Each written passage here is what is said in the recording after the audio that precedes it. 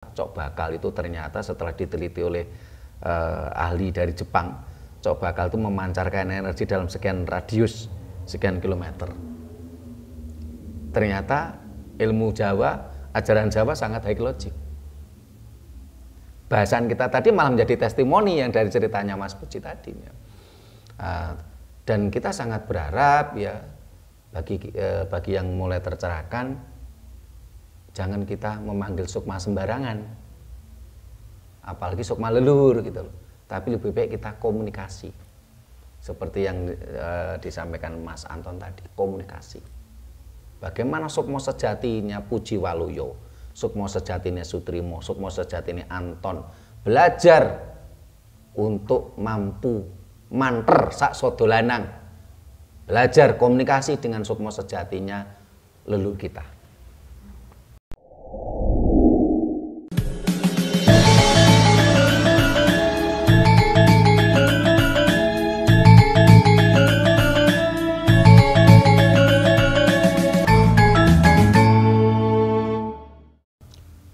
Rahayu.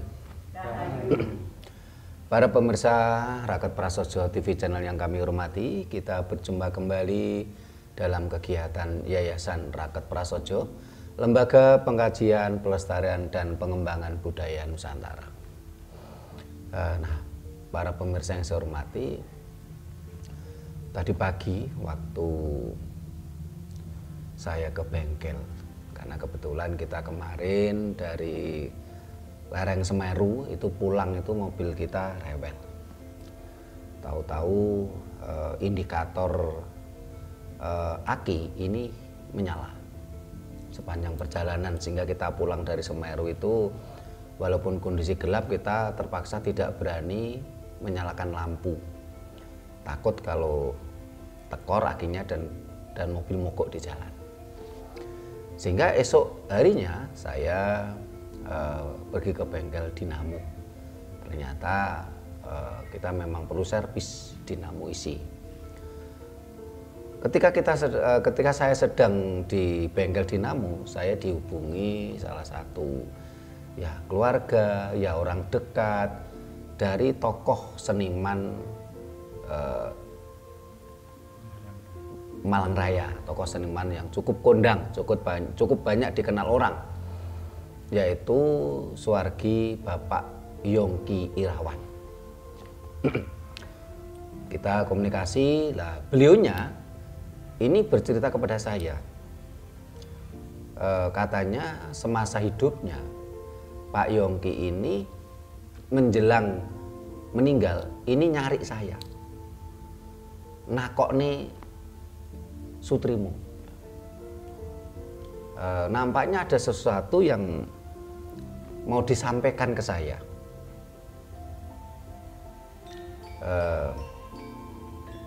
Akhirnya ya saya datang ke sana.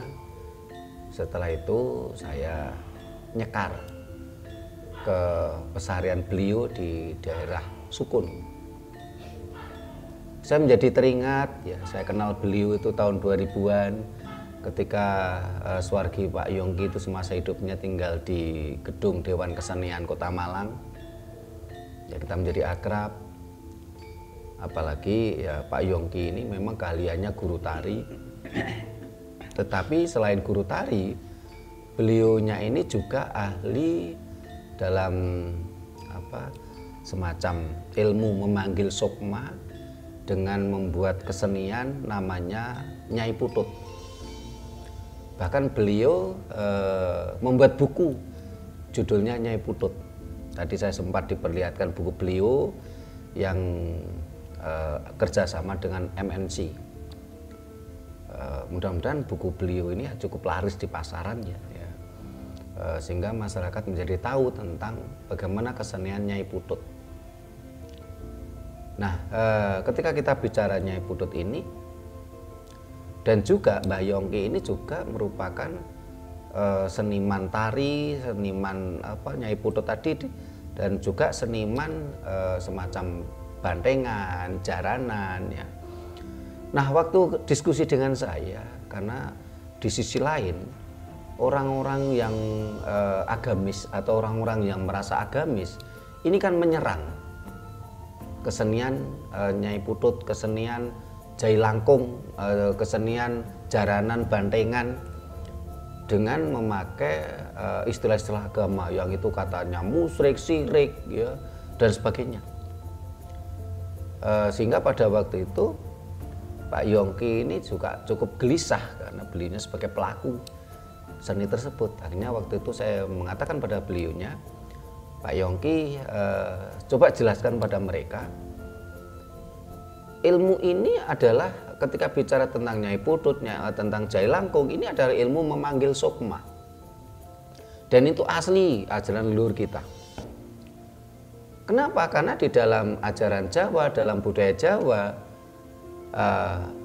urip iku langgeng. Sukma ini adalah urip sejati. Itu urip, hidup.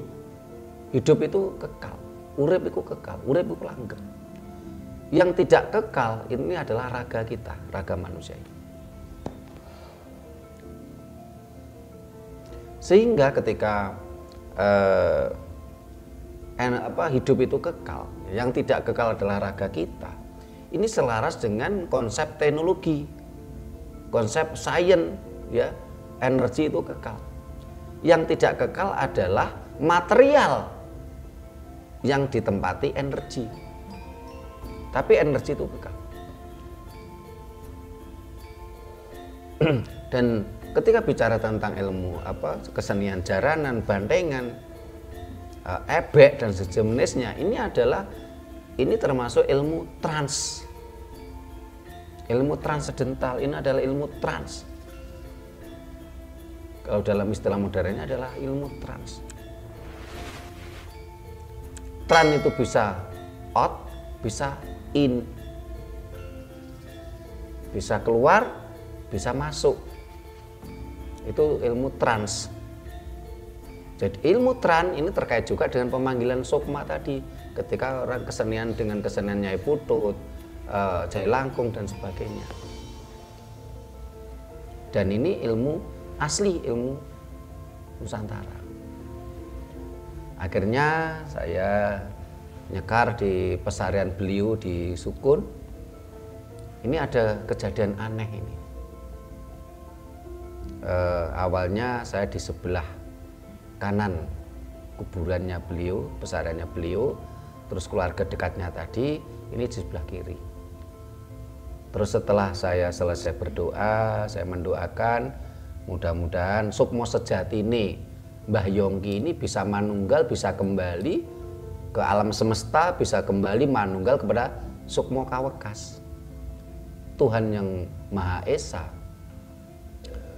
Saya berdoa supaya sukma sejati ini Mbah Yongki itu tidak menjadi penghuni kuburan, karena beliau adalah termasuk penggiat budaya Jawa, ya, dan juga keyakinan beliau adalah keyakinan leluhur.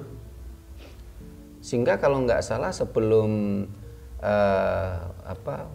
akhir hayatnya Mbah Yongki masuk dalam kepengurusan Himpunan Penghayat Kepercayaan Kota Malang. Beliau menjadi penasihat HPK Kota Malang. Nah, setelah selesai saya berdoa, saya masih ngobrol dengan keluarga dekatnya beliau. Saya ini di sebelah kanan, agak atas. Anehnya, ini cerita nyata, ada saksinya. Bukan sekedar Jarini Sutrimo, ada saksi hidupnya. Ini asap dupa, ini selalu tertuju kepada saya. Sampai saya bilang waktu itu karena dupa yang dipakai oleh keluarga beliau tadi, saya lihat masih dupa kimia, sehingga ketika asap tadi mengarah pada saya sempat agak terasa sesak gitu loh. Akhirnya saya pindah duduk berjajar dengan keluarga beliau tadi, agak sebelah kiri. Anehnya asap dupa itu mengarah ke saya lagi. Ini benar-benar kejadian aneh gitu loh. Akhirnya kita ngobrol-ngobrol, akhirnya kita rencanakan nanti mudah-mudahan ada dana dan didukung oleh keluarga dekat beliau, kita akan mengadakan ritual penyempurnaan sukma. Nah, ketika kita bicara tadi tentang kesenian Jailangkung, kesenian Nyai Putut, ya, ini adalah termasuk ilmu pemanggilan sukma. Ternyata ilmu leluhur kita itu benar-benar sangat kaya raya. Karena itu akan coba kita bahas tentang hal ini, tentang ilmu pemanggilan sukma. Kalau tentang ritual penyempurnaan sukma sudah kita bahas, dan kita sudah berkali-kali dimintai tolong oleh banyak saudara kita untuk melakukan ritual penyempurnaan sukma di Solo Tigo, di Grobogan, di Kediri, di Malang Selatan, ya. Termasuk nanti kita rencanakan untuk ritual penyempurnaan sukma ke Suwargi Sukmo Sejati ini Mbah Yongki ini. Tapi yang kemarin tadi pagi ngobrol dengan saya kan baru salah satu keluarga dekatnya, ya, kita belum apakah nanti keluarga yang lain menyetujui atau tidak, ini masih dalam pembahasan. Nah, ini akan kita bahas tentang ilmu penyempurnaan sukma tadi. Nah, ilmu pemanggilan sukma, ilmu memanggil sukma, ilmu memanggil sukma akan kita bahas ini. Kebetulan tadi waktu kita ngobrol-ngobrol ternyata admin kita Mas Puji ini sering melakukan itu juga, sering melakukan permainan yang terkait dengan pemanggil sukma. Nah ini pemirsa kalau nggak paham ya silakan tanya di komentar, atau pemirsa punya pengalaman sendiri silakan tulis di komentar gitu loh. Karena kalau kita bicara tentang seni Jailangkung, Nyai Putut, sebenarnya saya malah nggak ngerti malah. Nah, yang saya pelajari malah bukan itu, tapi yang saya pelajari adalah energi itu kekal, urip ikul langgeng. Nah, ini yang saya pelajari, sehingga mohon maaf, kenapa fenomena tadi asap dupa tadi terus mengarah ke saya? Karena pada waktu saya meditasi dan dengan sedikit kemampuan saya, ilmu saya yang saya pelajari, Sukmo Sejati ini Sutrimo ini bisa komunikasi dengan Sukmo Sejati ini Yongki. Tetapi kena ragane Sutrimo, lambene Sutrimo, tangane Sutrimo sudah nggak bisa komunikasi dengan raganya Mbah Yongki karena beliau sudah meninggal, raganya sudah dikubur gitu loh. Ini kuncinya di situ gitu. Nah, silakan Mas Puji ya, nanti mau cerita apa ini sudah pernah dilakukan ini ya. Rahayu dong. Ya, rahayu. Ini pengalaman saya dulu ya waktu tahun 2000-an ya, sekitar itulah. Jadi saya waktu kecil dulu sih sebenarnya sudah sering melihat orang-orang bermain-main itu, tapi saya tidak pernah bermain sendiri. Dan pada waktu itu, saya seingat saya waktu itu jadi hansip. Oh, jadi hansip. Nah, jadi hansip ini kan pekerjaannya mesti malam ya. Nah, itu tengah malam saya di depan ruko itu. Terus kebetulan teman yang saya ajak, teman jaga saya itu bisa begitu gitu, main-main ya, waktu itu Jailangkung. Itu Jailangkung. Itu pakai jangka, terus ada kertas dikasih tulisan. Nah, cuman ada syarat satu yang harus dipenuhi. Untuk pengikat dari jangka itu harus rambutnya wanita. Ini saya yang juga masih fenomenal. Kenapa harus wanita? Masih belum terjawab ya? Ya, belum terjawab. Cuman setelah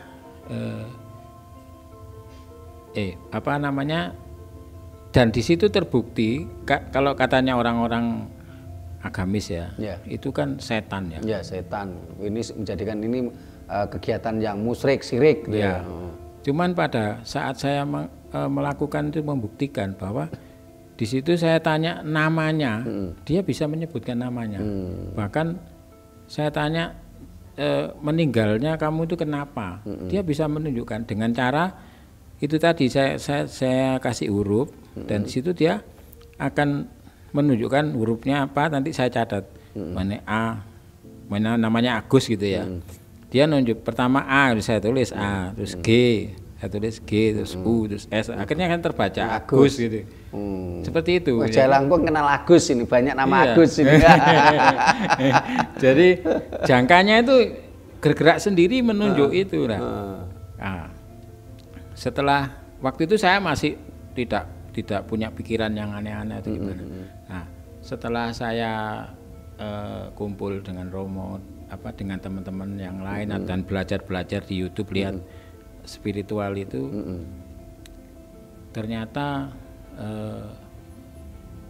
melihat dari situ bahwa itu real nyata bahwa sukma itu langgeng. Ya, itu konsep Jawa itu. Ya.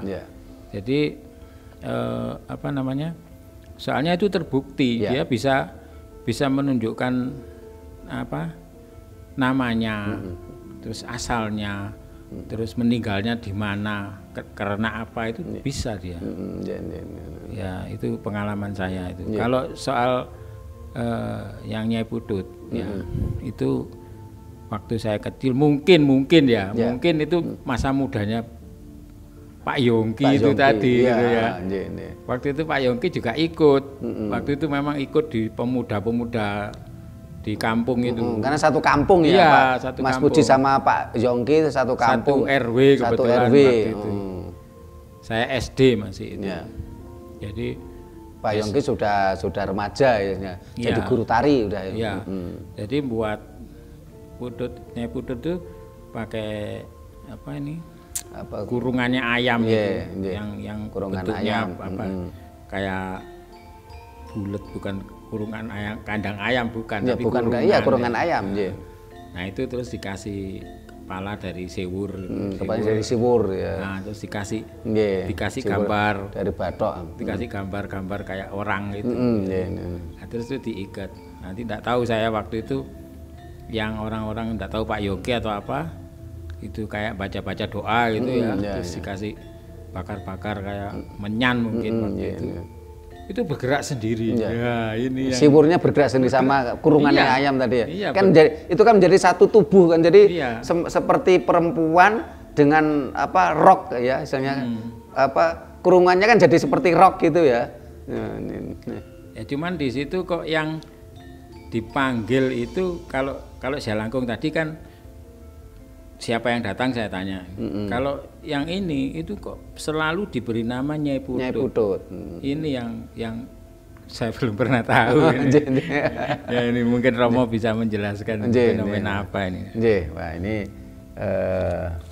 sayangnya Pak Yongki semasa hidupnya kita tidak pernah mewawancarai. Jadi ini ilmu luar biasa ini. Tidak tahu nanti ada ndak ini tokoh lain yang sekaliber Pak Yongki bisa menjelaskan ini. Nah, ini sebelum saya nanggapi Mas Puji, Pak Mas Anton sampaikan. Rahayu, Rom. Rahayu. Masalah pemanggilan sukma. Memanggil sukma. Kalau saya belum pernah pengalaman itu ya. Belum punya pengalaman. Enaknya Mas Anton tuh lebih baik ilmu memanggil calon istri. Cocok. Kalau saya sukanya memang ke petilasan, maksudnya ke punden, ke pesarean kuburan. Lah itu memang termasuk juga mungkin juga termasuk saya memanggil sukma itu.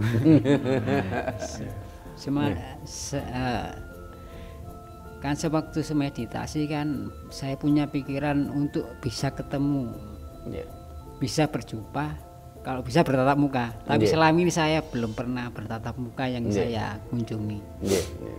Cuma mungkin saya pengalaman berapa waktu di Punden, kayak di Purwodadi sana. Saya pernah kayaknya diajak ke suatu, kayaknya dia itu Raden. Iya. Jadi saya kayaknya di suatu kerajaan semuanya berbau emas. Jadi ya kelihatan itu ada kursi emas, ada pusakanya juga. Itu aja yang pengalaman saya. Apa itu termasuk dibawa ke alam sukma, apa itu halunisasi. Itu aja Romo. Terima kasih Mas Anton, Mas Puji tadi. Jadi dalam konsep Jawa dikatakan urip iku langgeng. Urip, ya. Ini dengan bahasa lainnya urip itu kan daya hidup atau sukma. Sukma itu langgeng. Sing ora langgeng adalah material kita. Sehingga sukma-sukma yang misalnya apalagi yang meninggalnya tidak wajar, ya, ini tadi yang Mas Puji sampaikan ketika ilmu memanggil sukma dengan jai langkung, ini rata-rata yang datang adalah sukma-sukma yang meninggalnya tidak wajar, yang bisa dipanggil gitu. Karena tadi sukma itu adalah langgeng, sukma itu kekal. Sehingga di dalam konteks kita, konteks dan konsep di dalam budaya Jawa, ini urip itu langgeng. Hidup kita, sukma kita, jangan sampai kemelekatan menunggui raga kita di pesarian, di kuburan, menunggu sesuatu hal yang tidak pasti. Karena itulah di dalam ajaran Jawa ada ritual, ada tradisi, ada ilmu penyempurnaan sukma. Supaya sukma-sukma tadi ini tidak kemelekatan menunggui raganya, menunggu hari yang tidak pasti. Kalau dalam bahasa lain kan hari Armageddon gitu. Atau hari akhir. Nah, ini sesuatu yang tidak pasti kapan. Ya.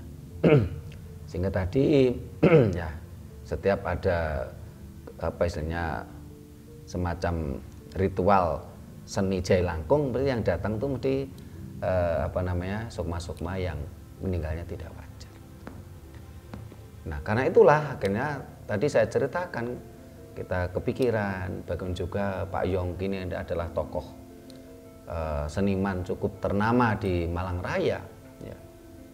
Kita kan juga sebagai teman, ya, sebagai teman seperjuangan ini kan kita punya pemikiran untuk penyempurnaan sukma, tapi tentunya harus sepersetujuan dari keluarganya. Kalau keluarganya tidak mengizinkan, tidak menyetujui, tentunya juga kita tidak etis kalau kita nekat gitu.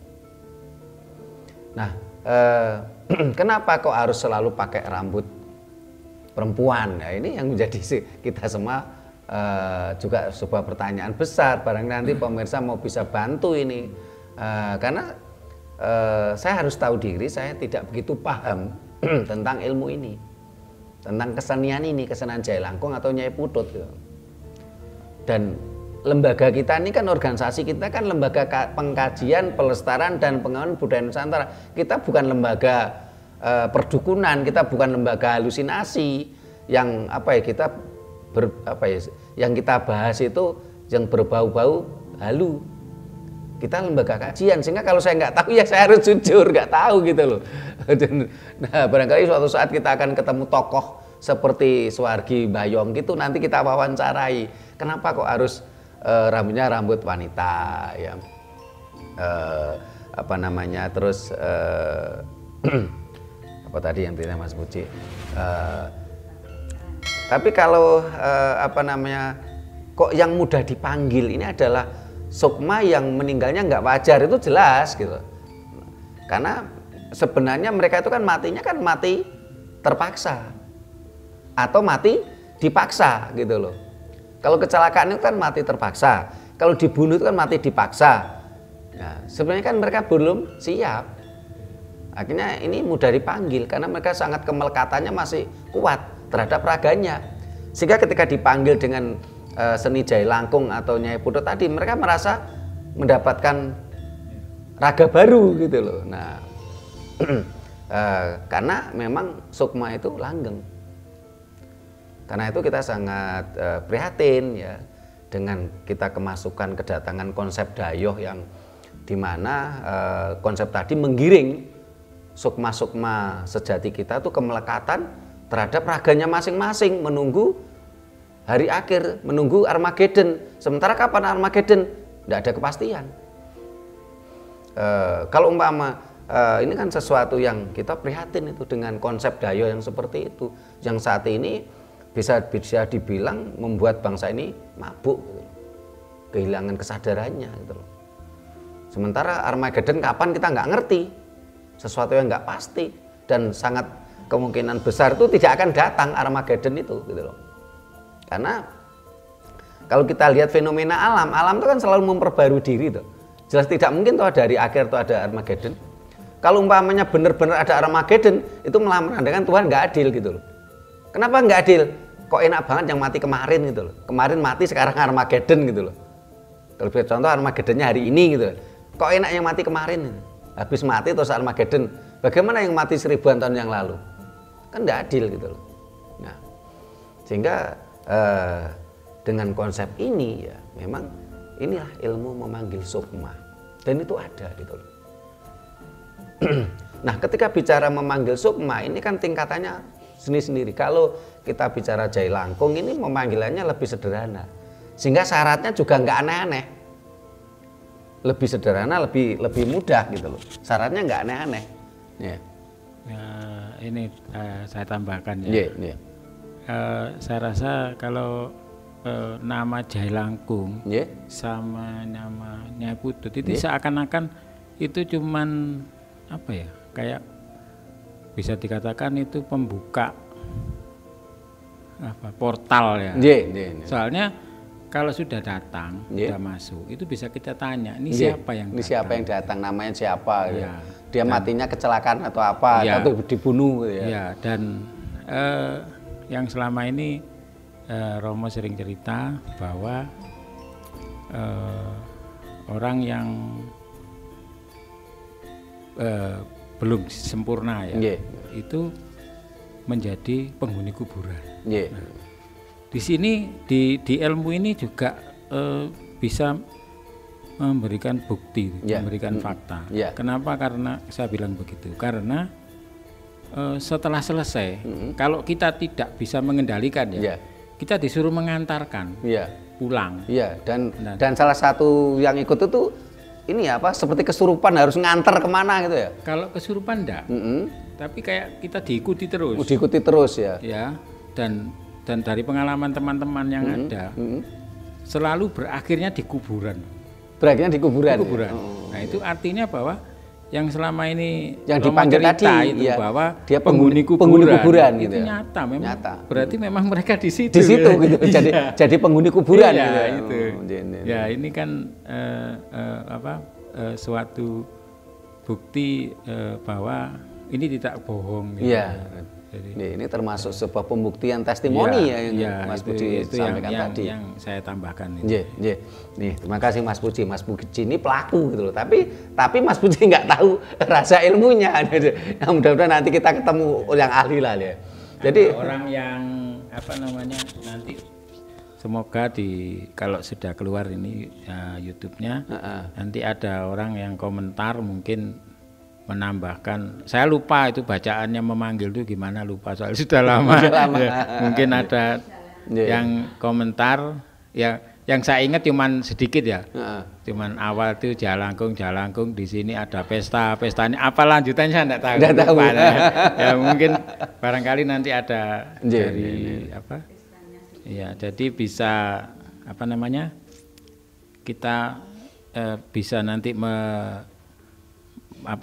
meluruskan biar kita tidak dianggap sama orang-orang yang sok pinter itu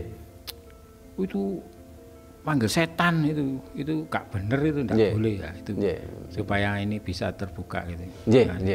Terima kasih Mas Puji.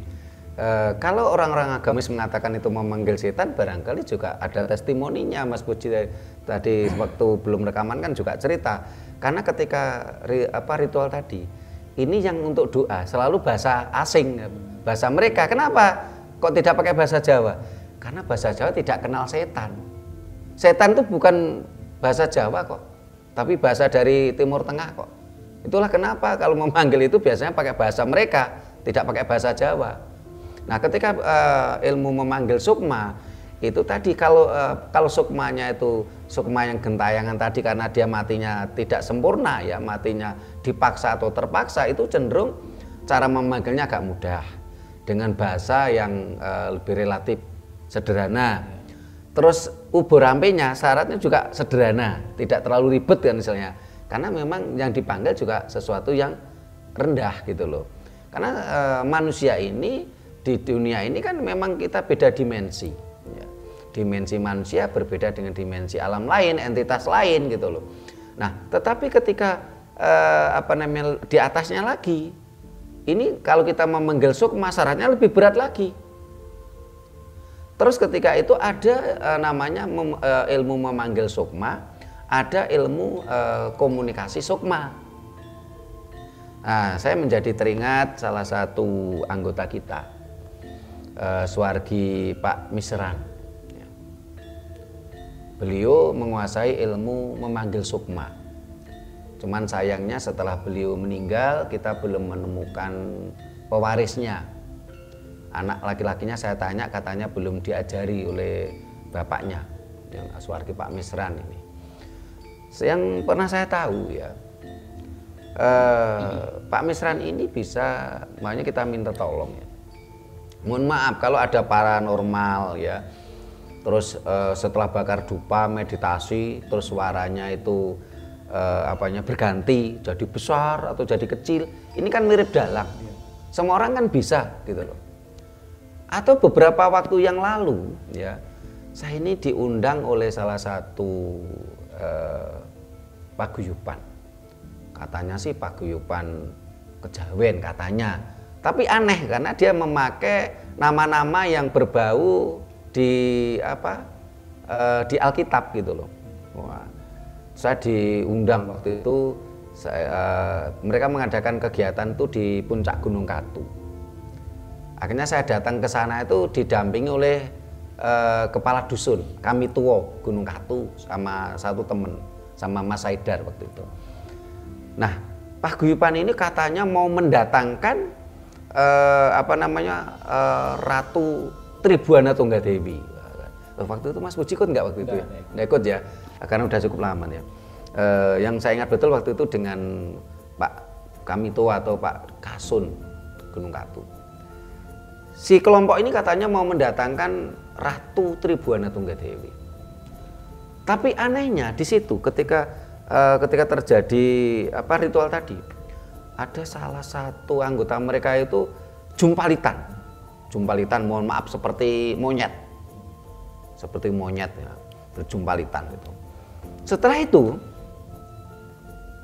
sang guru, yang dipanggil sang guru itu tanya, yang datang ini siapa? Nah, salah satu anggotanya tadi yang habis jumpalitan kayak monyet tadi, kayak kera tadi, dia jawab gini, kamu sudah tahu kok tanya? Oh, ini Ibu Ratu Tribuana Tunggadewi. Sudah tahu kok tanya? Loh, saya kan nalar sehat, saya kan main loh. Kalau ini benar-benar sukma sejati nih Ibu Ratu Tribuana Tunggadewi, kan tentunya nggak bahasa Indonesia. Terus kedatangannya juga tidak jumpalitan seperti monyet kan? Tentunya memakai bahasa Jawa era Majapahit tentunya gitu loh. Saya waktu itu diam, saya cermati gitu ya. Saya mau mau ikut campur ya bukan, wong saya cuma diundang jadi penonton. Lama-lama kok, mohon maaf, akal sehat saya ini memberontak gitu loh. Akhirnya waktu itu setelah cukup lama-lama Pak Wo itu saya bilang, Pak, monggo mandap, mari kita turun.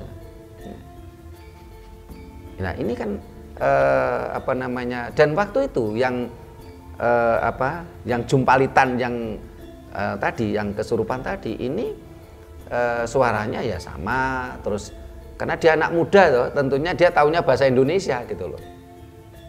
Nah, kembali ke cerita saya tadi tentang Pak Misran tadi.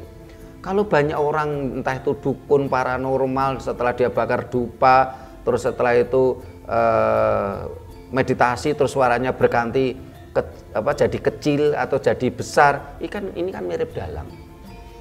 Dalang aja pinter seperti itu. Terus ngaku-ngaku yang datang si A si B ya, itu pun kadang-kadang itu tadi misalnya ini pernah juga terjadi. Jadi apa namanya nah ini malah ada cerita yang cukup menggelikan. Waktu itu orang itu mengaku dia pandai hal semacam itu, terus dia seolah-olah suaranya beda. Waktu itu namanya siapa tuh, namanya sebagai contoh aja namanya Yanto gitu aja. Nah, setelah dia karena mengaku dia orang pinter, dia paranormal ya, setelah meditasi suaranya agak beda, jadi suara berat gitu ya, besar gitu. Dia bilang, tahu enggak saya ini siapa? Saya ini Gajah Mada. Nah, waktu itu saya bilang gini, siapa bilang kamu Gajah Mada, kamu Yanto gitu loh. Itu langsung badar gitu loh. Jadi langsung nggak bahasa Jawanya badar gitu loh. Jadi nggak jadi. Nah, ini adalah fenomena-fenomena yang kadang kala untuk mengarah pada sesuatu yang bersifat halusinasi, bersifat delusi, bahkan kadang-kadang mengarah pada kriminal, penipuan gitu loh. Nah, kalau yang saya tahu pada waktu Pak Misran Suwargi ya, ini sebagai contoh mamanya Pak Misran waktu itu dimintai tolong orang lain. Ya, orang tadi ingin tahu siapa leluhurnya. Yang minta tolong tadi sebagai contoh, yang minta tolong ini Mas Puji. Nah, minta tolong pada Pak Misran. Terus Pak Misran bilang, Mas Puji tolong kumpulkan keluarga Mas Puji. Saudaranya ada berapa? Contoh keluarganya Mas Puji itu ada 5. Ingin tahu leluhurnya Mas Puji. Nah, dari 5 saudara tadi, ini dipilih siapa raganya yang bisa dipinjam sementara. Ini tidak ada rekayasa gitu loh. Kalau umpamanya mohon maaf, pura-pura saya yang jadi dukunnya, terus saya datang ke Semarang gitu, saya ngajak Mas Puji, Mas Anton, Mas Hadi, terus akhirnya saya pura-pura memanggil sukma gini. Setelah itu saya masukkan ke Mas Puji. Mas Puji terus suaranya dibuat-buat. Ini masih rekayasa. Mas Puji teman saya. Ini harus hati-hati para pemirsa ini. Itu arahnya kadang-kadang penipuan. Teman saya sama-sama dari Malang kan rekayasa. Kan gitu. Nah, kalau Pak Misran dulu enggak seperti itu. Jadi tadi Mas Puji minta tolong, dikumpulkan keluarganya ada 5. Terus dipilih salah satu, taruhlah yang ini raganya ini Mas Sugeng. Mas Sugeng itu adiknya Mas Puji itu. Ini saya lihat ini kok ini bisa ini raganya dipinjem gitu. Nah, padahal si Mas Sugeng tadi kan mohon maaf ini contoh saja ini. Ini kan hidup sekarang. Otomatis dengan bahasa Jawa sekarang. Tapi ketika raganya dipinjem ya, dimasukkan, kita memanggil sukma leluhurnya Mas Puji, dimasukkan ke situ. Yang Mas Sugeng awalnya tidak ngerti bahasa Kromo Inggil, tidak ngerti bahasa Sansekerta, dia bisa bahasa Sansekerta. Bukan rekayasa. Sementara yang namanya Mas Sugeng tadi tidak kenal sama Pak Misran gitu. Ini terjadi. Nah, saya sampai detik ini belum nemu lagi orang yang punya kemampuan seperti Pak Misran tadi. Ini benar-benar ilmu memanggil sukma tanpa rekayasa gitu loh. Bukan seperti yang saya ceritakan tadi, jumpalitan kayak monyet, tahu-tahu ditanya ini siapa yang datang, kamu sudah tahu kok nanya. Nah, ini kan berarti kan umpamanya dia bilang, oh kamu misalnya Sukmo Gentayangan, bisa saja. Tapi karena ini sebuah kelompok, dia, oh ini Gusti Kanjeng Ratu Tribunatong itu udah tahu kok kamu nanya pakai bahasa Indonesia. Ini kan akal sehat saya kan memberontak waktu itu. Nah, ini ada saksi hidupnya Pak Kamito atau Pak Kasun Sumberpang itu Gunung Katu sana. Akhirnya saya, wes Pak. Setelah itu saya ajak turun ini. Nah, ketika ilmu memanggil sukma, semakin luhur, semakin tinggi derajat sang sukma tadi, ini berampainya juga semakin tinggi.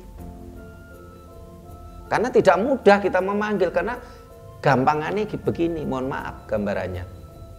Emang lu siapa kok memanggil saya, kan gitu. Memang kamu itu siapa kok memanggil saya? Ya memang sukma itu langgeng, bisa kita ajak komunikasi. Tapi kalau kita memanggil tentunya kan ada persyaratannya. Dan persyaratannya sesuai tingkatan sang sukma tadi. Sehingga kalau pada sukma leluhur, kita sebenarnya lebih cenderung bukan memanggil, tapi komunikasi. Komunikasi dengan apa? Sesama sukma sejati.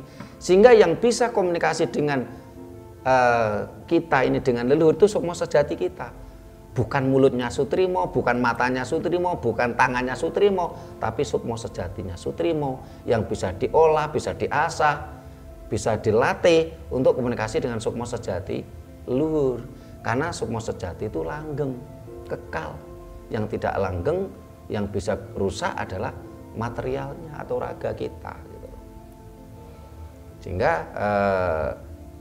jadi apa yang disampaikan Mas Puji tadi, terus Mas Anton, ya tentunya kan ini ada ilmu memanggil sukma. Kenapa kok bisa dipanggil? Karena sukma itu langgeng. Dan yang paling gampang dipanggil adalah sukma yang dimana masa hidupnya, ini raganya, ini adalah matinya tidak wajar. Mati dipaksa atau mati terpaksa. Dan ini yang seringkali jadi keprihatinan kita. Sehingga kenapa di kuburan-kuburan, di pesaran-pesarian itu banyak sekali energi-energi, banyak sekali sukma-sukma yang kemelekatan pada raganya. Karena itu bagi para pemirsa yang merasa terpanggil, tercerahkan, ingin mencoba melakukan penyempurnaan sukma leluhurnya, orang tuanya, keluarganya, bisa kita bantu. Seperti kemarin ada pemirsa kita orang Bogor, karena jauh, kalau manggil kita itu biayanya banyak, mahal, akhirnya dengan ini Mas Puji dengan melihat YouTube kita, terus sambil saya tuntun dari sini lewat telepon, dia lakukan sendiri. Ini sesuatu yang sederhana, sesuatu yang logik gitu loh. Kasihan kalau keluarga kita menjadi penghuni kuburan. Seperti yang diceritakan Mas Puji tadi, jadi ketika kita manggil Jai Langkung, terus kita nggak bisa mulangkan, kita dikasih hukuman untuk nganter pulang, dan nganter pulangnya itu pasti berakhirnya di kuburan. Berakhirnya masih di kuburan. Ya, berakhirnya sering-sering dari teman-teman itu pasti di kuburan. Di kuburan. Dan untuk masuk ke kuburan ini kan semua orang tidak semua orang berani. Tidak semua orang punya keberanian. Takut. Apalagi kuburan pada masa kecilnya Mas Puji. Ya, dan kalau kuburan sekarang enak, terang benderang sekarang. Terus juga ada yang bilang kalau si orang ini yang disuruh ngantar ini dia istilahnya lemah ya. Jiwanya lemah. Itu dia bisa juga dikuasai gitu. Karena jiwanya lemah, sukmanya lemah, akhirnya kan dikuasai raganya. Jadi yang ditakutkan itu. Ini dari karena sukma-sukma yang matinya dipaksa atau terpaksa tadi kan sebenarnya dia ingin masih mencari raga, masih ingin mencari material gitu. Makanya tidak semua orang berani melakukan permainan ini. Itu. Kalau yang tadi Romo bilang Pak Misran, saya juga punya pengalaman teman bisa mendatangkan sukma itu. Cuman perbedaannya kalau teman saya ini yang dijadikan media itu ponakannya dia. Ponakannya itu anaknya agak indigo. Cuman di situ anaknya itu enggak terus keluar suaranya siapa enggak. Cuman dia ya kayak orang kemasukan arwah gitu. Jadi kalau ditanya siapa ini itu dia ngomongnya ndak bisa kita dengar kok. Nggih. Tapi kalau kita logikakan, itu yang dikatakan tuh betul memang. Nggih. Betul. Cuman apa? Ya saya juga tidak tahu waktu itu dia mencoba memanggil leluhur saya. Katanya dia, leluhur saya itu datang, tapi apa namanya, enggak, istilahnya waktu itu kan saya suruh bisa komunikasi dengan saya, tapi katanya dia orangnya enggak mau, gitu. Jadi orang enggak mau itu karena sebabnya apa juga saya tidak tahu pada diri saya ini ada apa, tidak tahu. Jadi ini tambahan pengalaman dari saya itu. Terima kasih Mas Puji. Jadi kalau yang paling misalnya bagus dan bisa dipertanggungjawabkan secara profesional itu adalah yang saya ceritakan tadi. Jadi medianya ini orang yang belum pernah saling kenal. Ya, ini kan benar-benar alami ya, bukan rekayasa gitu loh. Ini yang paling bagus. Cuman ilmu ini kan memang jarang. Sepengetahuan saya setelah Pak Misran meninggal itu saya belum menemukan orang lagi yang bisa kok. Tetapi ketika yang si pelaku ini memakai media orangnya, ya tadi Mas Puji bilang itu keponakannya, kan orangnya. Ini barangkali yang perlu kita garis bawahi satu. Kalau keponakannya tadi kan hidup sekarang, tentunya dengan bahasa kita sekarang. Nah, tapi ketika Sukma itu datang, Sukma leluhur itu datang, tentunya dia tidak memakai bahasa sekarang. Bahasa pada waktu dia hidup. Ya entah, yang jelas ya tidak mungkin teriak-teriak karena ini kan raga dia pinjem kan, bukan raganya. Dia bahasanya memang pelan-pelan karena ini bukan raganya, dia cuma di situ hanya pinjem gitu loh. Jadi ini harus kita waspadai bahasanya tadi. Bahasanya mesti bahasa sewaktu Sang Sukma yang dipanggil tadi hidup. Kalau kita manggil leluhur pada masa zaman Majapahit sebagai contoh, tentunya dengan memakai bahasa-bahasa Jawa pada waktu itu. Karena di dalam sastra Jawa ini kan jelas ada pilah-pilah. Ya. Saat ini orang mengatakan Jawa anyar. Nah, bahkan saat ini kategori Jawa modern. Jadi dulu ada Jawa Kawi, Jawa kuno, Jawa Kawi. Setelah itu dalam perkembangannya ada Jawa Tengahan. Yang dimaksud dengan sastra Jawa Tengahan ini bukan provinsi Jawa Tengah, tapi periodik Tengahan. Periodik Tengahan itu kapan? Periodik Tengahan itu mulai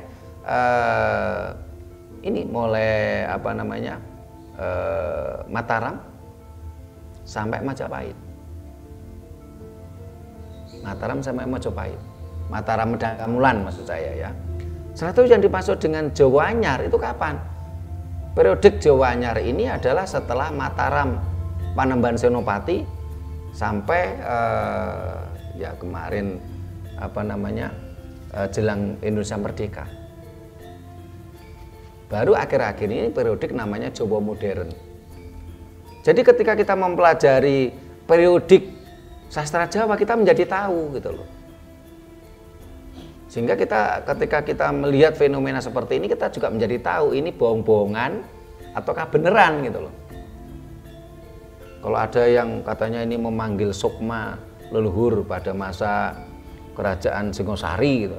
Loh kok yang datang itu pakai bahasa Indonesia, ini jelas bohong. Apalagi fenomenanya seperti yang saya ceritakan tadi, ritual. Setelah itu ada salah satu anggota tadi yang seperti kera, pencolotan. Nah, setelah itu dia wong Jawa ngaranin delming, bergumam dengan bahasa yang tidak karuan. Setelah itu ditanya, siapa ini yang datang? Dia jawab, kamu sudah tahu saya kenapa nanya. Nah, terus setelah itu yang nanggapi, oh ini Kanjeng Ratu Tribhuwana Tunggadewi, kamu udah tahu saya kok nanya, masih seperti itu gitu loh. Sehingga akhirnya kan nalar sehat saya berontak waktu itu. Akhirnya Pak kami tua, Pak Kepala Dusun Sumberpang ya, Gunung Katu, namanya Pak Mutadin. Ini Pak, ayo turun. Itu udah dini hari itu, karena mulainya malam waktu itu. Tapi itu sekarang ada juga yang dibuat semacam entertain gitu. Nah, iya. Ada sekarang, masih ada televisi yang menayangkan itu. Ya. Jadi ya memang kalau yang nonton orang-orang yang sudah belajar seperti kita ya mungkin akan wah ini bohong-bohongan pasti gitu. Itu. Ya gitu pasti bahasanya kadang bahasa kasar, kasar tapi bukan bahasa orang dulu. Kasar zaman sekarang. Padahal yang dikunjungi sama dia itu kan kayak punden pesarean. Ya, tadi Mas Anton sendiri sudah sering berkeliling gitu ke punden dan jarang sekali ketemu. Nah, ini kalau menurut saya nih Mas Anton perlu berguru sama itu. Si bohong-bohongan itu ya. Iya, jadi itu apa doanya? Mas Anton perlu belajar. Namanya bohong-bohongan, doanya ya bohong-bohongan itu. Yang penting main di kamera gitu. Iya. Nah, ke Mas Anton tadi kalau bagi kita pelaku spiritual yang benar, ya kita sebenarnya tidak perlu bertatap muka langsung. Dan saya rasa itu tidak mungkin. Kenapa? Oh, sudah beda alam kok. Mungkin kita akan bertatap muka. Tapi konteksnya kita lebih jangan juga memanggil. Kalau memanggil nanti istilahnya secara etika nggak pas lah. Loh, kita ini siapa? Mas Anton ini siapa kok memanggil leluhurnya? Secara etika kan nggak pas. Ya. Yang pas apa? Kita komunikasi. Nggak perlu kita memanggil. Kita bisa komunikasi dengan sukma sejati leluhur kita. Nah, kalau komunikasi kan kita nggak manggil. Dan di situ kita juga harus benar-benar waspada, karena ketika bicara tentang sukma di alam kasukman, ini kan bisa mancolo putra, mancolo putri. Sehingga kadangkala sukma yang gentayangan tadi pura-pura jadi leluhur kita, ini juga harus kita waspadai juga. Sehingga seringkali saya sampaikan ke teman-teman, termasuk Mas Puju yang sering ikuti saya, ketika kita ritual di suatu tempat, kita selalu memakai mantra pelindung dulu. Kita memakai doa pelindung dulu supaya sukma-sukma gentayangan itu tidak ngerecoki kita. Karena memang di ilmu kasukman itu banyak entitas lain juga gitu loh. Sehingga kita nanti tidak direcoki, sehingga kita nanti bisa komunikasi dengan sukma sejati leluhur kita, terutama yang kita datangi petilasannya. Karena ketika kita bicara petilasan, ini kan semacam sisa-sisa energi. Coba kita kasih contoh begini. Jadi umpamanya kita membakar sesuatu, ya, entah itu kertas, entah itu kayu. Sisa-sisa pembakaran kan menjadi karbon di tempat tadi. Ini walaupun berpuluh-puluh tahun, beratus-ratus tahun, sisa karbon tetap ada di situ kok. Sehingga ketika kita mendatangi suatu petilasan, ingat, leluhur kita dulu, ini bisa dikatakan tidak ada yang dikubur. Karena kubur ini bukan budaya kita. Dan kubur itu bukan bahasa kita. Kubur atau kuburan itu bahasa Arab. Leluhur kita ini dulu meninggalnya, rata-rata meninggal yang terhormat, moksa. Moksa ini adalah ilmu mengurai materi, sebuah kesempurnaan.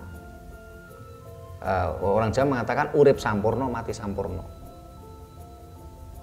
Nah, ketika urip sampurno, mati sampurno, ini raga atau leluhur kita di masa hidupnya ini kan pernah ada petilasan di situ.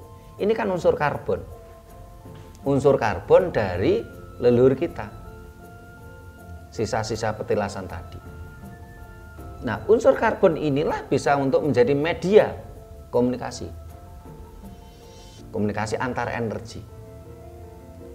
Itulah sebabnya kenapa leluhur kita, orang tua kita, guru-guru kita dulu, kalau mengajarkan kepada kita untuk komunikasi ke leluhur, itu kita datang ke petilasan leluhur. Kita pergi ke atas gunung, ke goa, ya, ke pedanyangan, kita datang gitu loh. Untuk apa? Untuk mendatangi karbon tadi. Sisa-sisa karbon tadi untuk media komunikasi. Sehingga saya juga heran kadang-kadang orang tuh sok keminter. Misalnya apa? Saya pernah ya pada waktu itu saya mau melakukan ritual kebangkitan Nusantara. Saya mencoba waktu itu belum ada WA, saya SMS ke orang yang saya kenal, ya, kita ajak datang bersama, yuk ritual bareng. Wah, ini dia SMS-nya tuh ngomongnya terlalu, kalau menurut saya terlalu halu atau terlalu tinggi. Ya. Dia mengatakan saya tidak perlu datang ke petilasan. Wong Sukma leluhur itu Gajah Mada, Raden Wijaya bisa saya panggil ke rumah saya katanya. Ini kan ngomongnya terlalu tinggi, terlalu ngantuk. Nah, sehingga akhirnya supaya tidak ribut ya, saya akhirnya nggak saya balas SMS tadi. Ternyata ya apa ya, kadang-kadang kan memang air beriak tanda tak dalam. Sementara guru-guru kita yang ilmunya hebat-hebat aja mengajarkan kita tetap datang ke petilasan-petilasan, ke pesarean, ya. Karena ke pedanyangan di situ ada sisa-sisa karbon. Sisa karbon itu apa saja, ya.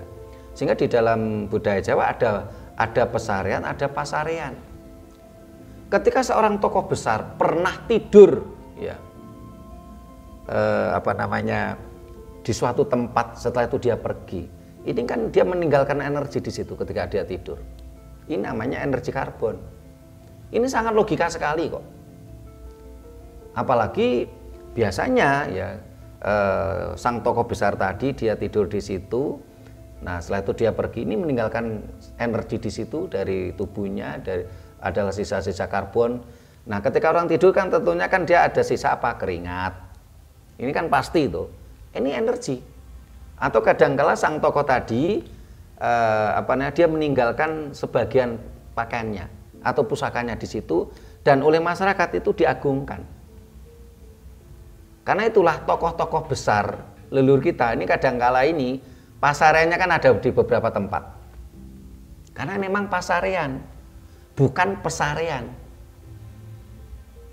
Pasarean dari kata papan sari. Papan ini pernah untuk tidur beliau. Sehingga ada istilah pasarean, ada istilah pesarean. Ini adalah energi karbon. Dan menurut guru-guru yang pernah mengajari saya, salah satunya Mas Puji pernah saya ajak ke sana, ya. Guru saya yang ada di Semeru itu, kan orang hebat ya. Itu aja ngajarkan ke saya bagaimana saya harus keliling Nusantara. Beliau sendiri orang hebat pun pernah keliling Nusantara, pernah sampai ke Kamboja, ke Thailand, ya. Beliau orang hebat aja masih begitu loh. Kok ada kadang-kadang saya lihat ini ilmunya nggak seberapa, dia bilang, oh Gajah Mada, Raden Wijaya, Sabdo Palon tuh saya panggil ke sini. Untuk apa saya ke sana? Ini kan sebenarnya malah menandakan kebodohan dia gitu loh.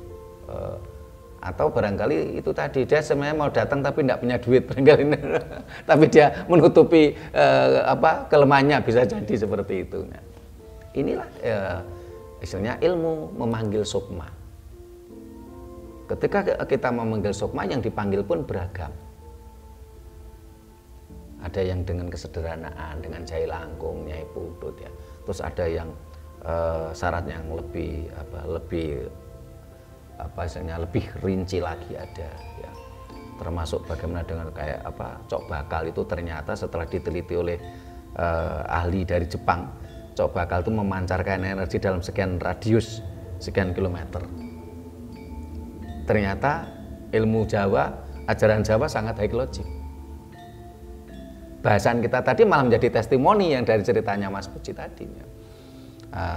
Dan kita sangat berharap ya bagi yang mulai tercerahkan, jangan kita memanggil sukma sembarangan, apalagi sukma leluhur gitu, tapi lebih baik kita komunikasi seperti yang disampaikan Mas Anton tadi, komunikasi. Bagaimana sukma sejatinya Puji Waluyo, sukma sejatinya Sutrimo, sukma sejatinya Anton belajar untuk mampu manter sak sodolanang, belajar komunikasi dengan sukma sejatinya leluhur kita. Ilmu memanggil sukma. Ya, udah disampaikan Mas Anton. Jawa kan mengenal manitis. Iya. Semisal saya mau manggil yang gantung siwur. Yang gantung siwur. Saya kira kan dia kan sudah manitis. Yeah. Apa bisa dipanggil? Iya. Manitis itu bukan reinkarnasi atau hidup kembali. Manitis itu. Jadi manitis ini adalah semacam sukma pendamping atau mendampingi. Kenapa? Karena secara logika ya leluhur kita itu tidak mungkin tega terhadap keturunannya sehingga didampingi sampai keturunannya tadi mampu untuk dilepas. Coba kita lihat anak-anak kecil yang dikatakan manitis dari leluhur kita. Oh iki kok cah cilik iki kok koyok Mbah Kakung ya. Ini kan ketika masa kecil. Tapi ketika si anak kecil tadi sudah dewasa dengan segala karakteristik aslinya, ya Mbah Kakungnya yang manitis tadi kan mulai hilang. Tidak lagi di situ, tidak manitis di situ. Jadi manitis bukan reinkarnasi. Manitis bukan hidup kembali gitu, manitis itu. Tetapi di sisi lain kalau tumimbal lahir, iya, tumimbal lahir itu juga bukan karena hidup kembali, tapi adalah sebuah turunan gen. Karena mohon maaf diakui itu tidak, ya. Mbah gantung siwur yang dikatakan Mas Anton tadi, ya. Ini mohon maaf ketika punya anak, ya. Ini kan istilahnya kan dari energi tadi. Mohon maaf kan gini aja. Putranya Mas Anton, ya. Ini terjadi karena apa? Energinya Mas Anton. Bagaimana? Mohon maaf, ini kita bukan bicara kotor ya. Bagaimana pejue Mas Anton, ya, spermanya Mas Anton terjadi penyatuan membuahi sel telur istrinya Mas Anton pada waktu itu. Nah, pejuh ini hidup. Inilah energi yang akhirnya menjadi anaknya Mas Anton. Kalau meninggal namanya pejah gitu. Ini kan bahasa sederhana yang tapi jarang di antara kita yang mau merenungkan. Nah, sementara Mas Anton ada juga dari energi sang bapak. Sang bapak ada dari orang tuanya atau mbah. Mbah terus dari Mbah Buyut. Mbah Buyut ke Mbah Canggah ke Mbah Wareng, terus udek-udek gantung siwur. Ini kan energi. Energinya, gennya menurun. Ini tumimbal lahir. Jadi tidak mencari raga baru. Istilahnya kan ketika tadi dikatakan sukmo itu langgeng, urip itu kekal, hidup itu kekal. Ketika raga sudah tidak lagi bisa dipakai, dia akan kembali ke alam semesta, ke sang sukmo kawekas. Ini konsep leluhur kita. Kalau konsepnya Dayo kan orang mati di alam kubur menunggu Armageddon gitu ya. Konsep leluhur kita enggak, urip itu langgeng, sukma itu langgeng. Ketika raga sudah tidak bisa dipakai, sang sukmo sejati tadi seharusnya ini tidak nunggui di kuburan, nunggui raga. Sementara raga tadi kan sekian tahun kadangkala baru terurai gitu loh. Bahkan ada yang berpikiran konyol, wah ini sukmanya orang suci ini sehingga raganya masih utuh gitu loh. Ini kan pemikiran konyol. Seharusnya apa? Kalau menurut saya, loh ini bumi aja nggak mau nerima sehingga raganya utuh. Ada apa ini? Kecuali memang diawetkan, loh beda lagi gitu loh. Jadi kalau konsep Dayo seperti itu, nah konsep leluhur kita enggak. Urip iku langgeng, hidup itu energi, harus kembali ke sang maha energi atau Sukmaka Wekas. Nah setelah manunggal kembali ke alam semesta, ke Sukmaka Wekas, ya bisa jadi ini akan diturunkan kembali ke raga baru. Sebagai contoh gambarannya kan kayak HP ini dicas, ya. Ada energi di sini, ya. Lama-lama energinya kan hilang. Energinya kemana energinya? Ya kembali ke alam semesta. Habis dicas lagi, pakai apa? Ada energi lagi. Tapi tentunya kan manusia nggak bisa disamakan dengan HP, ini aja perumpamaan saja gitu loh. Ya. Karena energi kita hidup ini karena ada energi. Mohon maaf, pejuh itu energi, pejuh itu hidup. Kalau mati namanya pejah. Dan kita berasal dari pejuhnya orang tua kita. Terus menerus seperti itu. Ya. Jadi Mas Anton. Ya, kembali ke sperma kita.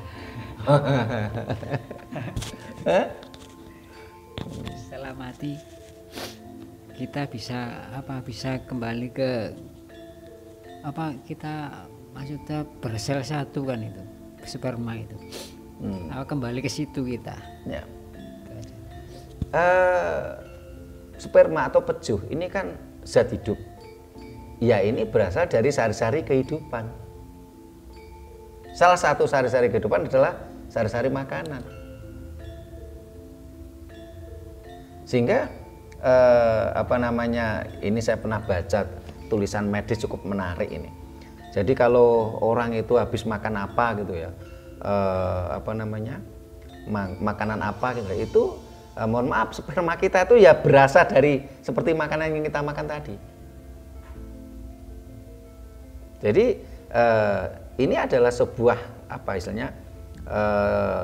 dari sari-sari makanan dan sari-sari kehidupan kita. Nah, akhirnya menjadilah pejuh, itulah akhirnya menjadi keturunan kita. Begitu juga kita dari orang tua kita. Orang tua kita dari bapaknya, dari mbah kita dan sebagainya. Nah ini supaya nggak melebar tetap ke konteks kita tadi, bahasan kita tentang ilmu memanggil sukma tadi, ya. Supaya bahasanya nggak melebar yang ditanyakan Mas Anton ini. Ya. Ada lagi pertanyaan yang terkait dengan bahasan kita ilmu memanggil sukma. Kalau saya ini cuman menitip pesan ya buat teman-teman atau penonton kita bahwa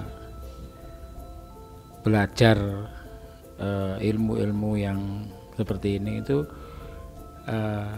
kita itu yang sesuai dengan ajaran Jawa ya, kasunyatan, tinemuning nalar.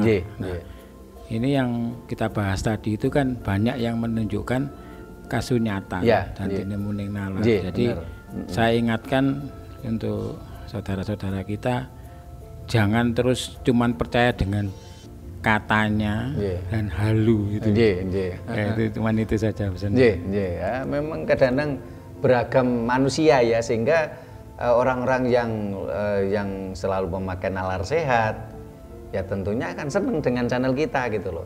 Bahkan ketika saya diundang oleh kelompok tertentu dengan konsep yang halu ya, nalar sehat kita kan berontak, akhirnya acara belum selesai kita tinggal gitu loh. Tetapi di sisi lain di luar sana juga banyak orang-orang yang senang dengan sesuatu yang berbau halu. Karena itulah perjuangan kita ingin mencerahkan bangsa ini semampunya. Sehingga seperti tadi saya katakan, ketika suatu keilmuan saya nggak ngerti, saya tidak perlu malu untuk mengatakan saya nggak ngerti. Karena lembaga kita lembaga kajian. Sehingga ketika ada orang lain, para pemirsa yang tidak sepakat dengan kajian kita, nggak perlu misuh-misuh, nggak perlu mengumpat, nggak perlu marah-marah. Ya, silakan bantah dengan kajian Anda. Belajar dan cobalah sendiri dan rasakan sendiri. Kalau selama ini saya ngikutin Romo begitu. Jadi ini juga saya, itu pun juga tidak selalu bisa ya. Kebetulan waktu itu saya di Alas Purwo, di Pura Kawitan itu saya bisa melihat kayak nonton TV gitu. Nah, itu benar apa tidak, Romo? Ya, kalau kita mendapatkan gambaran seperti itu, ya tentu setiap manusia itu kan punya daya imajiner masing-masing. Ya, tentunya ketika kita bisa melihat seperti nonton TV tadi kan, kemampuan dari sukma sejati kita untuk komunikasi dengan sukma kawekas leluhur kita. Ini kan dua energi yang saling bersatu, yang bersinergi. Kalau sama-sama kuat ya bisa membentuk sebuah cerita yang nyata dalam artian di pikiran kita, di imajinasi kita. Karena kita harus paham apa yang dimaksud imajinasi, ada yang dimaksud halusinasi dan delusi. Kalau imajinasi ini masih bagus, karena masih ada kemungkinan, ada keterkaitan dengan sesuatu yang nyata. Tapi kalau yang namanya halusinasi, ini ya namanya halu. Terus ada juga yang bersifat delusi. Delusi ini adalah tabrakan dari imajinasi, energi imajinasi kita dengan energi semesta. Ketika terjadi tabrakan akhirnya membentuk sebuah proyektor. Seolah-olah wah saya ketemu melihat naga hitam, naga hijau. Wah, ini kan padahal ini baru gambaran tabrakan dua energi. Akhirnya menjadi delusi. Sehingga bagi orang spiritualis yang benar ini perlu kejujuran. Tidak perlu bercerita sesuai mindset imajinasi kita. Tapi harus dengan kejujuran yang sebenarnya. Tapi kan jarang, kadang-kadang orang kan jarang mau mengakui kejujurannya. Gini, cuman waktu itu saya justru yang ditampakkan itu kok seakan-akan itu justru bukan yang saya inginkan. Yang saya inginkan, saya ke situ saya pingin apa gitu, supaya Mas Anton ya kepingin apa yang di punden itu. Itu saya dikasih gambaran tuh bukan seperti itu. Jadi gambaran yang saya sendiri tidak saya inginkan. Ternyata setelah kita pulang dari Alas Purwo itu, nah itu baru gambaran itu baru saya tahu buktinya. Oh ini toh yang mulai ada yang digambarkan waktu itu ini gitu. Dan waktu itu kebetulan yang ditunjukkan saya itu kayak kumpulan orang-orang lagi kayak selamatan orang Islam gitu. Orangnya jubah-jubah gitu, kayak gitu. Nah, ternyata setelah kita pulang dari sana, saya juga tidak sadar. Ternyata tetangga saya itu yang kejadian itu.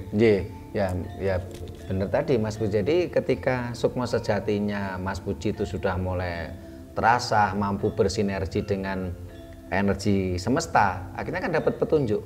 Nah, ini yang perlu kita olah gitu loh.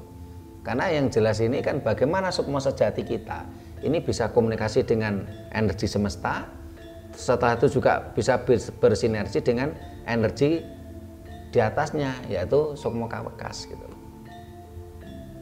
Ini memang tidak mudah, tapi bisa kita pelajari gitu loh. Dan ini asli konsep leluhur kita gitu. Urip itu langgeng, hidup itu kekal. Yang tidak kekal raga kita. Dan sebaiknya sukma sejati kita ketika nanti raga kita sudah nggak bisa dipakai, kita harus kembali ke sang sukma kawekas, ke sang maha energi.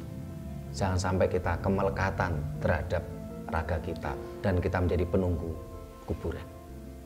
Itu bukan konsep leluhur kita. Nah, para pemirsa yang saya hormati, sebenarnya tadi bahasan kita tentang ilmu memanggil sukma. Sudah kita jelaskan ya, sehingga kita harapkan para pemirsa bisa tercerahkan supaya tidak mudah dibohongi, tidak mudah ditipu, yang akhirnya malah mengarah pada kriminalitas, ya. Kita supaya menjadi tahu. Dan kita pun juga tidak perlu ikut-ikutan yang sekiranya tidak benar. Kalau ke leluhur kita tentunya ya kita upayakan komunikasi dengan sukma sejati leluhur kita. Bukan memanggil. Kalau kita panggil kadang-kala kemampuan kita tidak tidak sebanding, ini akan ada dampak negatif pada diri kita, pada keluarga kita, pada kehidupan kita. Atau kadangkala yang kita maksud adalah sebagai contoh leluhur kita si A gitu. Karena tidak sebanding energi, akhirnya yang datang kan entitas lain. Yang membo-membo mancolo putra, mancolo putri. Seolah-olah itu yang kita inginkan padahal bukan. Ini yang seringkali yang diwanti-wanti oleh leluhur kita gitu loh. Sehingga kalau konsep kita kan nggak usah muluk-muluk ya sini. Yang penting kita belajar bagaimana kita memunculkan sukma sejati kita. Untuk apa? Untuk bersinergi dengan energi semesta. Untuk apa? Sukma sejati kita supaya mampu berkomunikasi dengan sukma kawakas. Untuk apa? Supaya nanti kalau raga kita sudah tidak bisa kita pakai, sukma sejati kita tahu harus menyatu kepada sukma kawakas, tidak menjadi penghuni kuburan. Ini manfaatnya. Karena ini juga pernah terjadi mohon maaf, dalam konteks organisasi kita ini kan bukan guru murid. Tapi memang saya beberapa kali ngajari orang-orang untuk semedi Jawa. Ketika semedi Jawa, akhirnya saya ajari, ada salah satu anggota kita waktu itu bisa melihat gaib. Nah, akhirnya dia terperangkap di situ. Kita pun kasihan gitu. Karena tujuan utama kita bukan itu. Kita jangan terperangkap di situ, terjebak di situ. Ketika kita mempelajari semedi Jawa, ingat tujuan kita satu, keseimbangan 4 anasir alam dalam tubuh kita. Kalau 4 anasir dalam tubuh kita seimbang, berarti tubuh kita sehat, raga kita sehat. Seperti ini Mas Anton, Mas Puji, saya ini sila agak lama ya kita enjoy aja. Karena kita kandungan kolesterol, asam urat kita seimbang, kita nggak merasa tersiksa, linu gitu. Raga kita sehat.